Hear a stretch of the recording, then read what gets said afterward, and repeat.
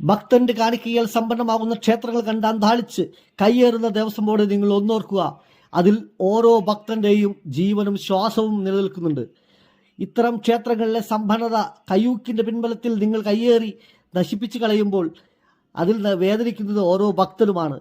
ഓരോ ഭക്തന്റെയും മനസ്സാണ്, അവന്റെ ത്യാഗമാണ്, ജീവിതമാണ്. ഓരോ ക്ഷേത്രങ്ങളും നിലനിൽക്കുവാൻ ദേവസ്വം ബോർഡിന് വേണ്ടിയിട്ട് അഹോരാത്രം പണിയെടുക്കുന്ന ഒരുപാട് ജീവനക്കാരുണ്ടാവും. അവരെല്ലാവരെയും മുഖത്ത് കാറി തുപ്പിക്കൊണ്ടാണ് നിങ്ങൾ ഈ കാട്ടിക്കൂട്ടുന്ന കാഴ്ചകൾ കാണുന്നത്. ഇത് ശ്രീകൃഷ്ണസ്വാമി ക്ഷേത്രത്തിലെ അവസ്ഥയാണ്, ദുരവസ്ഥയാണ്. നശിച്ച് മുച്ചോടും മുടിഞ്ഞൊരു ക്ഷേത്രത്തിന്റെ പിന്നാമ്പുറമായ കാഴ്ചകൾ. ക്ഷേത്രത്തിന്റെ ഉമ്മറം എത്ര ഭംഗിയുണ്ടായിട്ട് കാര്യമില്ല, പിന്നാമ്പുറം നശിച്ച് നാരായണക്കല്ലും പറിച്ച് കീഴ്മേൽ വീണിരിക്കുകയാണ്. ഈ ക്ഷേത്രത്തിന്റെ മുൻഭാഗത്തെ ഭംഗിയല്ല പിന്നിൽ. ഓരോ ഭക്തരും നിങ്ങളിത് കാണേണ്ടതാണ്. ഈ ദുരവസ്ഥ നമ്മുടെ മറ്റുള്ള ക്ഷേത്രങ്ങൾക്ക് വരാതിരിക്കുവാൻ ഇനിയെങ്കിലും ഓരോ ഭക്തനും പ്രതികരിച്ചേ മതിയാവൂ. ക്ഷേത്രത്തിന്റെ മുന്നിലെ സമ്പന്നത കണ്ട് ഒരിക്കലും പിന്നിൽ അതുണ്ടെന്ന് കരുതരുത്. ഇതാണ് നാശോന്മുഖമായ ക്ഷേത്രം.